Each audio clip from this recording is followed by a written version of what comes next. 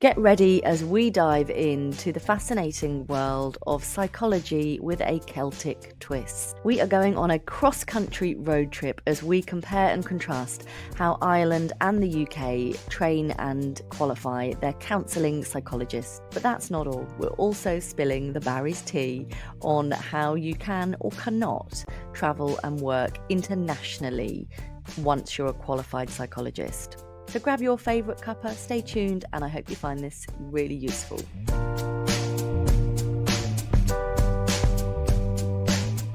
Hi, welcome along to the Aspiring Psychologist podcast. My name is Dr. Marianne Trent, and I'm a qualified clinical psychologist. Thank you so much for choosing me to help you learn more about the world of psychology and mental health. Do please come along and download my free guide for the dclinpsy, which is a doctorate in clinical psychology, which also includes lots of useful tips and guidance for anyone embarking on professional psychology applications. You can do that by coming along to my website, www.goodthinkingpsychology.co.uk, and then check out the free resources option. You can also click any of the links in my show notes or any of the links in my social media. Come and follow me everywhere. I'm Dr. Marianne Trent. Let's dive in and meet our guest for today. Hi, I just want to welcome our guest for today, Dr. Leora DeFlumere. Hi. Hi, it's so good to be here this morning. How are you, Marianne? I'm really well, thank you. So thank you for Good. connecting with me. We connected on Instagram this time, didn't we? And we got to chatting Mm-hmm. in the DMs about whether a episode might be really interesting, and I think it will Mm-hmm. be. So we're going to be talking about kind of all things today, but qualifying and training in Ireland, living and Mm-hmm. working in Ireland, but also I think you said originally that you were born in America and then moved Yep. over from Yep. the States to Ireland. So we're going to kind of Yeah. talk about that, and we're going to talk about individual differences between what we think might be the Irish program for counselling psychology and the UK program. And I thought it was about time we did an episode with someone based in Ireland who is working there, because actually my Yeah. second biggest audience for the podcast is in Ireland. So delighted to have you here. I'm delighted to be here. And I'm not surprised that it is the second largest audience. There is so much overlap between people who are qualifying in Ireland and the UK. We go back and forth a fair bit. Yeah. Yeah. Good. Well, one of the first differences I've noticed already is that you mentioned in our pre-chat about the HSE. Could you tell us a Yeah. little bit about the HSE and how that differs from the NHS, if indeed it does? Great question. So I am not an expert, I suppose, in the HSE. I work in private practice at the moment. I did complete my placements during my training, primarily within the HSE, actually, all within the HSE. So my placements were in adult mental health and primary care for children, adolescents, families, all that stuff, and also some assessment work in there. And then my third year placement was in psycho-oncology in a HSE hospital. The reason why I paused there is because it wasn't kind of your typical psychologist training practicum or placement opportunity, but it was in a HSC hospital, so it was more a acute hospital treatment setting. So the difference is I have not worked in the NHS. I do not know a whole lot about it. In the HSC, I just have my placement experiences. So the HSC it takes an MDT approach. I'll just outline kind of what I'm aware of about the HSC, and you let me know where the differences are, I suppose. We take an MDT approach. It is psychiatrist led. That's slowly changing, where psychologists are taking on a little bit more leadership within each team. Every team is going to have an occupational therapist.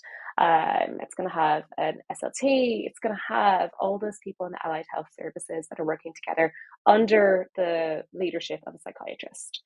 Is it psychiatrist led within the NHS typically, or do psychologists lead psychological teams? Because I've wondered that. It tends to be. So it has traditionally been that way, but it Mm-hmm. is changing, and there are some psychology-led teams or even nurse-led teams, So, Mm-hmm. but generally speaking, in the most part, certainly in inpatient units, I would say in the most part, it's still psychiatry-led, but not Yeah. exclusively.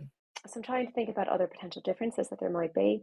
The differences for the people who are going to be listening to this podcast, I suppose, would be that recently counselling psychologists have received funding from the HSE. So that means that you're paid a salary as you would be for clinical psychology training programs in both the UK and in Ireland. Basically, what that means is that you are supposed to work for the HSC as a counselling psychologist and as a clinical psychologist in those first couple of years post qualification, which I believe is the same in the UK. That there is kind of an expectation that you might work within a public health service. There isn't actually. So when you do Okay. your training in clinical psychology, they're offering you a fixed term period of employment as a trainee clinical psychologist, but there's no prerequisite that you must work in the NHS post qualification. Obviously, they are hoping you will, but certainly in my case, when I qualified in 2011, there were no jobs available, and so I was unemployed for a period of time. And so whilst that has changed now, and now usually people are getting jobs even when they're in their last year of training, Yeah. it was bleak times, and it was like I did do a little bit of kind of research work and stuff for Yeah. myself. But I was fortunate I was able to get an NHS role, but you're not contracted to say that I will Yeah. work for this period of time. I wonder if that might change ultimately, because as private practice becomes more and more popular and Yeah. more and more viable, and people think about the work-life balance that's perhaps afforded from doing that, I wonder if that will change. But currently, that's not the case. So in Ireland, there would be kind of the expectation for clinical psychologists once you complete your program that you would be working for the HSC for a little bit. I don't. Again, I'm not a clinical psychologist, so I haven't looked at the contracts. I don't know whether that's pressure that people kind of fall into, and people don't want to step on toes, or whether it is actually contractually obligated. Counselling psychology trainees have only received funding in the past 6 months to a year. Prior to that, it was entirely self-funded doctoral programs. It was, like in the UK, incredibly competitive to get into these training programs.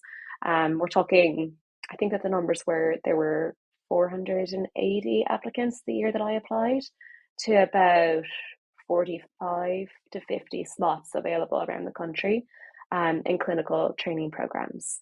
For the counselling training program, I think that it was 150 applicants for my cohort, which took in 14. So again, it's similarly competitive.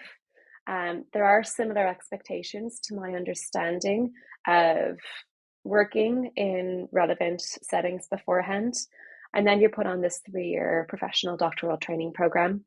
Within the counselling doctoral program, you're expected to do a research PhD level piece of research. So you're held to like the proper viva. It's not that you're doing a doctoral service project. You're doing a full dissertation, which would be a difference, I suppose, between the counselling psychology doctorate and the clinical psychology doctorate, to my understanding here. I hope that answers some questions at least. There are lots of differences. Yeah, I mean, the one that will be very exciting for our listeners if they're based in the UK is the idea that actually you guys have managed to secure paid funding for counselling. So I'd Yeah, imagine that the rates of applicants will go up considerably now in yeah, Ireland for counselling, because I don't know why this has perpetuated in the UK. It doesn't seem fair. For me, they're often advertising qualified band 7 clinical or yeah, counselling psychologists. They're essentially saying it's fine. You can do the yeah. same job. So why the inequity? It's not right. To my understanding, so there's been a lot of work behind the scenes here in Ireland to secure that funding for the past, honestly, 15, 20 years going on. To my understanding, there is an understanding within the healthcare providers that our trainings are so comparable. You and I were even discussing in our pre-chat there that in Ireland, it sounds like counselling psychologists receive even more similar training to clinical psychologists than counselling psychologists would in the UK, where we receive placement opportunities from childhood all the way up through adulthood. We're encouraged to take on older adult placements. We have a multitude of placements. Some people do ID placements. You really receive comparable training. But from my understanding, it's that HR hasn't really understood that the two programs are similar. Genuinely, like I've heard that there is just this delay in being, oh wait, do have a lack of qualified providers who can actually help people with their mental health, and we have this entirely untapped group of psychologists who are coming out every year. We only got that funding recently, so that means that many of us would go into more private sector work if you did qualify before this group, this cohort that's just starting in now. That being said, many counselling psychologists work in the public health service. Of my friends, the majority are working in the HSE. A couple are working in the Irish Prison Service. There's incredible work happening within the Irish Prison Service that counselling psychologists are specifically well suited to perform, in my opinion, but also a lot of people in private work like myself. It's just really interesting. It's really useful, and it almost seems like Ireland get it more than than the UK do at the moment. So I think, certainly some of the work that one of my colleagues, Dr. Tara Quinn-Cirillo, is doing, she's Mm-hmm. absolutely demonstrating her capabilities as a qualified counselling psychologist. She does lots of work in the media. But I think even in our disciplines, as a clinical psychologist, it's only really in the last few years we've realised how similar they are. Yeah. Can I ask what might feel like quite a naive question? So in the NHS, you in essence get free at the point of delivery healthcare from cradle to grave. Mm-hmm. Is that the same with the HSE? That's the promise. Is it the delivery? I don't know. Right. Yeah. So That there's not that is the so promise. it's funded by taxpayers in the same way as the NHS, is it? Yes, there you have access in terms of mental health care. You have access to public mental health care your whole life. That being said, waiting lists are very, very tricky and very long, comparably. I think in Wexford, so I'm in Wicklow, which is just south of Dublin. Wexford is just the county south of that. Wexford had very, very long waiting lists last year. I think that we're talking like 18-month to 2-year waiting lists for child mental health service. And obviously people do age out then, and it gets quite tricky in terms of assessments, in terms of assessment of needs. Does somebody need to go for specific assessments? It gets really tricky quite quickly. So yes, that's the promise. Is it the Okay. And delivery? is It really HSE varies. only mental health care, or do they do broken No, legs and no. It's everything. It's everything. okay. The HSE is the health body for everything. So it's mental health care, it's physical health care, it's cancer care, it's everything. Yeah, but you I'm with also can you. opt into the private sector. You can opt into the private sector for all of those services as well, which is the same in the UK. Yes, absolutely. Thank you. Yeah, Just in case our listeners, obviously we're in Ireland, you absolutely get yeah, this, but I think part of my role as, a mental health and psychology advocate is to help illuminate what's happening just yeah, over that small patch of water. yeah, And absolutely. I find it baffling really with Northern Ireland. Like literally you could Mm. be living next door to someone that is seen by the NHS or is training in the Mm-hmm. NHS and you're with the HSE. Like I find that It's bonkers. wild. It is. It is. I've heard it's easier to access treatment in the NHS. There are, I'm thinking back to people in my master's. So prior to my doctoral training, 2 people from my master's are currently training at Oxford in the clinical psychology doctoral program. There are lots of people who choose to go the UK route just because there are so many more universities that do offer clinical training programs and counselling psychology doctoral programs. So I very much understand that. Over here in Ireland, we're a much smaller country. Like we're much smaller. We're 5 million people. That's it. Um, I was over in Galway for the Irish Psychological Society conference yes. in September, Yeah. and I absolutely loved it. And I loved that it felt so much smaller, It is. and Yeah. everyone was so friendly. I felt like I was a natural, a natural Yeah. born Irish woman. Like everyone was so friendly and chatty, and I was like, these are my people. Like, you know. It's one of the perks of being in a smaller country is that we are a smaller network. So you know people who are working just over the border in Wexford. You know people who are working for Jigsaw, which is our young people's mental health service that makes it even easier for people 18 to 26 to access care. people who are working in all of these different services. It's very easy to kind of find your feet here in Ireland and to become at home professionally, to be honest. Mm. Yeah. So with the whole Brexit situation, has it made it trickier for people in Ireland to come over to the UK, or is that still No, as easy or straightforward as it ever was? as easy as it ever was and will continue to be indefinitely. British universities, to my understanding, are treating Irish applicants as though they're applying from within the UK. So that means that you qualify for, if you're going to a program that's fee paying, you qualify for in UK fees, which is great. I'm not sure because I don't know I haven't actually asked people about kind of whether they're able to take on the role of trainee clinical psychologist. I assume you are if you are Irish, because if you're Irish, you're allowed to work in the UK with no work permit. Okay, Um, then that would probably meet the threshold then for you to be able to get yeah, paid by the NHS. Yeah. Okay. yeah. All right. That's So there brilliant. really is fluidity, and there's also British Psychological Society also basically says if you're chartered with the PSI, the Psychological Society of Ireland, it's a really smooth application process to Okay. get those qualifications mutually recognised both ways, because they Great. understand that we have a Yeah. land border. People drive up and down it all the time.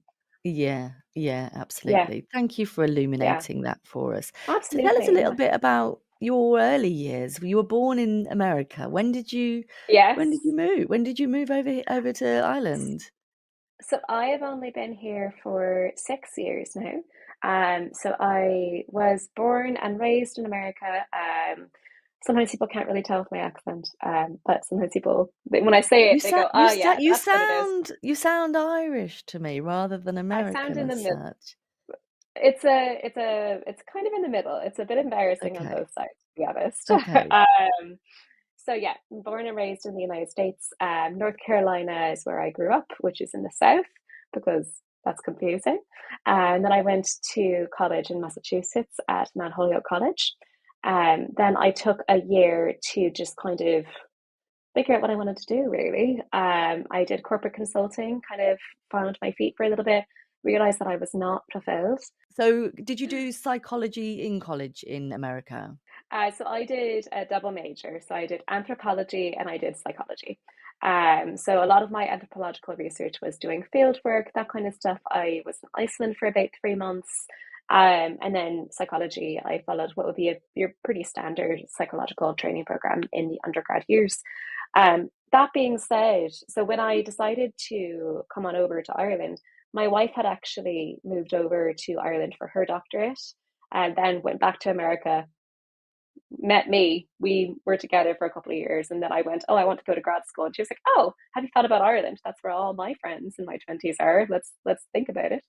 Um, when I applied for master's programs, I applied to Trinity College Dublin, University College Dublin, and to the University of Edinburgh. Um, Obviously that one's not in Ireland. I just really like Edinburgh. I think it's a fantastic city. So I applied to those master's programs. Edinburgh said, yes, absolutely, we'd love to have you.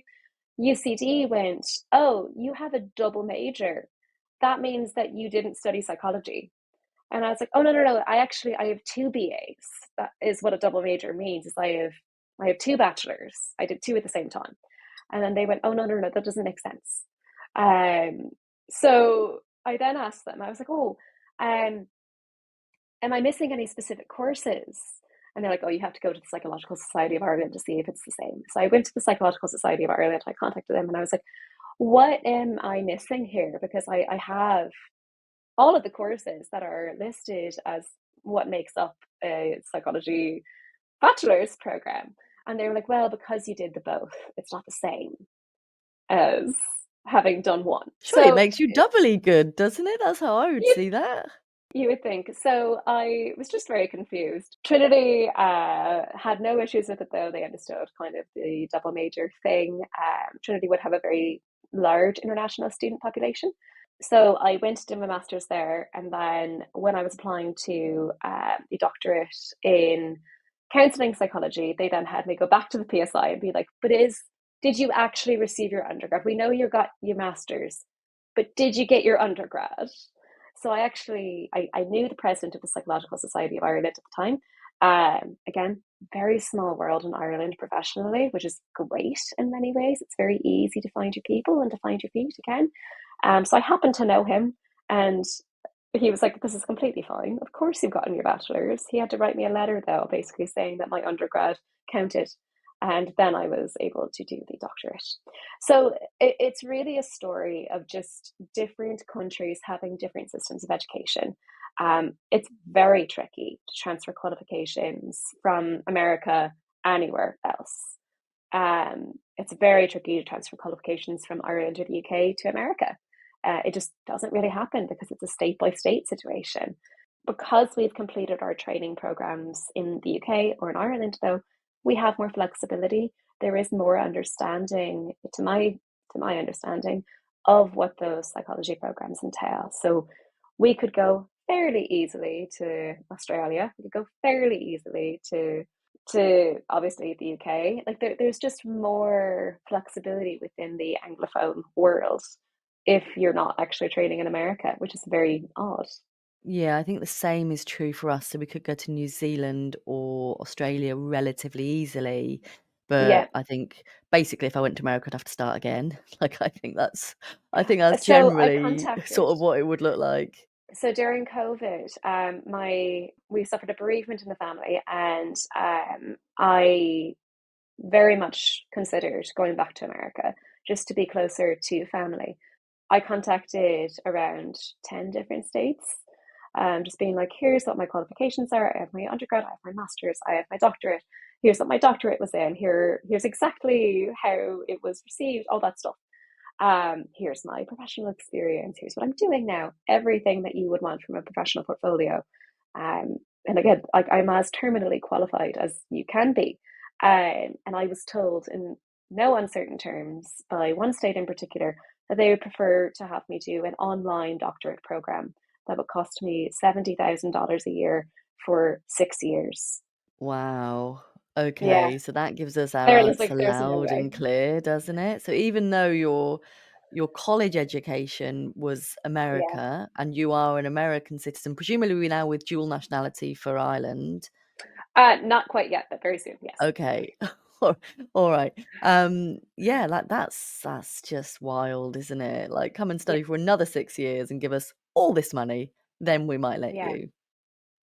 It's state by state in America, and that's something that people don't often don't recognize. That I just might have stumbled into a particularly stringent state. They also did not accept any electronically delivered files. They said that I would have to bring in um, everything in paper format. So Oh, wow.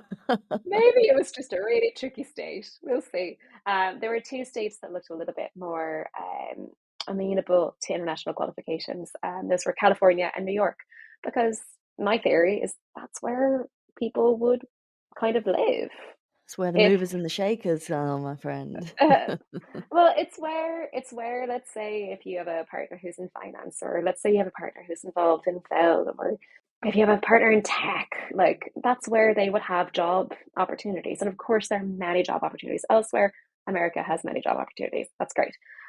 But there would be more international movement to kind of the coastal areas generally. Hmm. Great. Thank you so much. That's a Yeah. really, really helpful discussion. And it's not something Yeah. we've discovered or discussed on the podcast before. Could you tell us a Yeah. little bit about what you get up to now in your private practice? Yeah, absolutely. So I am working in private practice. I've been doing private practice for about a year and a half now. So I finished up my qualifications in 2022, and then I took maternity leave regarding my baby. I worked in assessment work with the adult autism practice for a little bit, and then I opened up my own private practice. So right now I specialize in working with people who are intending to become parents, or people who are transitioning to parenthood. So I work specifically with people who are accessing fertility treatment, queer families, honestly, families that are like my own, because I don't know of many other psychologists who have that lived experience.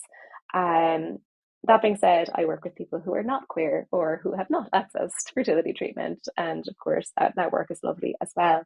But that is really the work that is most meaningful to me at this moment, Mm. is working with people through matrescence. It typically is FAMS.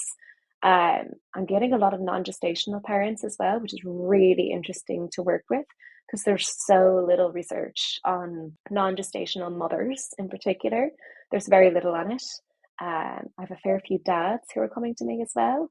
The research generally indicates that people want to work with female practitioners, and it's very rare for dads to go, oh, here's a female psychologist who actually has experience of being a non gestational parent to a child.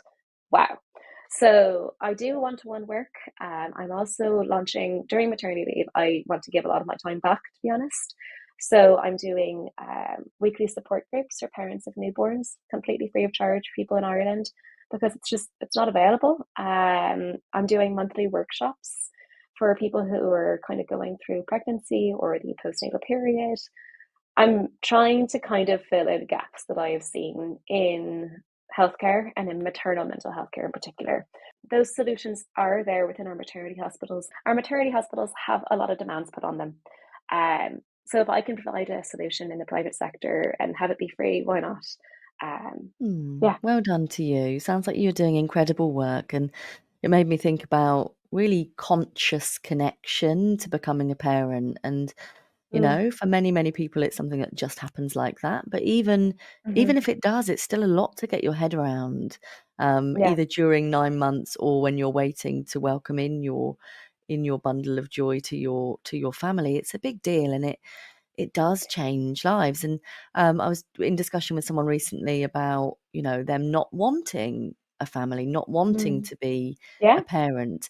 People can find that really tricky to get their heads Hmm. around as well, even though it's none of their business.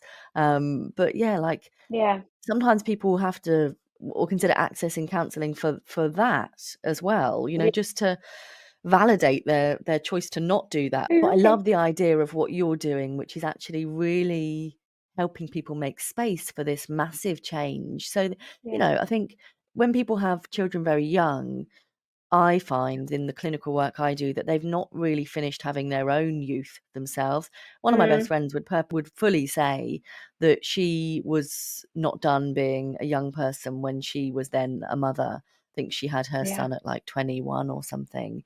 Sometimes people become in a position where they almost miss that they haven't had that, and they weren't really Mm. ready to stop that journey. And so, I think it is a big change going from being either single or in a committed relationship and then becoming a parent. It's a massive change.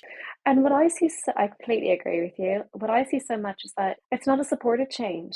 It's that people have these scripts for how parenthood and family life should go. And those scripts hinge on having a supportive family environment. They hinge on having people around you and your friend network who understand what's going on. But there's a huge shift in even those friendship connections. Um, your whole life changes. The demands on your time change. Your physical resources change. You have less sleep. You might be nourishing your body differently. Your movement needs might be changing. All of those things that really underpin mental well-being get shaken up. So it gets really really tricky. There are many people who are working in the matrescence space and in the transition to parenthood space. One thing that I feel really passionate about and that I don't see a lot of people doing is including fertility and trying to conceive within that maternal mental health space.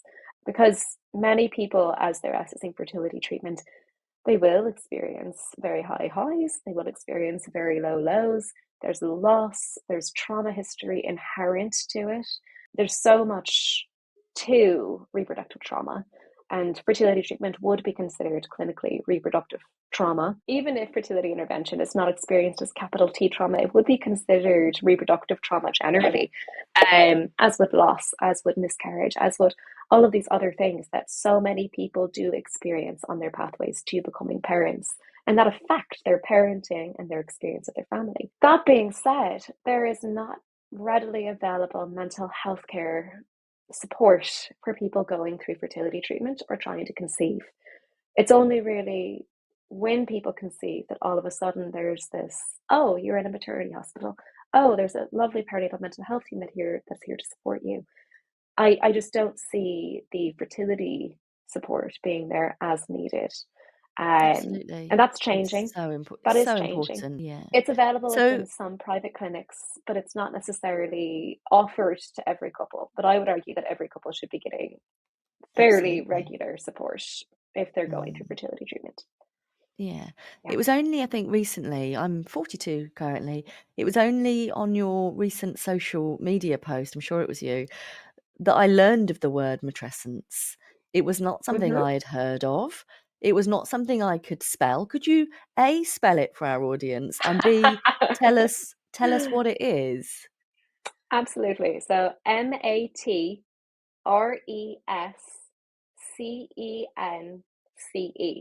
So it's adolescence, which is the transition to adulthood, right? It's like that. Matrescence is the transition to motherhood. Um, it basically is a word that encapsulates the massive hormonal, physical, lifestyle shifts that you're experiencing as you transition to having children. Um, Typically, it is only targeted at mums and mums who were pregnant because it does consider hormonal shifts, it does consider physical shifts in terms of the postnatal body and all the identity changes that might come with that and the body image concerns that many people have postnatally. There isn't really a word for putrescence. There isn't There's no really a word for just putrescence. No putrescence. No. there is putrescence, but I mean, so there's so little space, in my opinion, for men to come together and share experiences of fatherhood. It's very limited in social media, um, and that's because a lot of the default labor goes to women generally and to mothers. So there's very little available for putrescence. I have no idea what the word would be for a general gender neutral essence for people who are turning into Maybe you parentence. should I don't coin it. Maybe that should be your thing.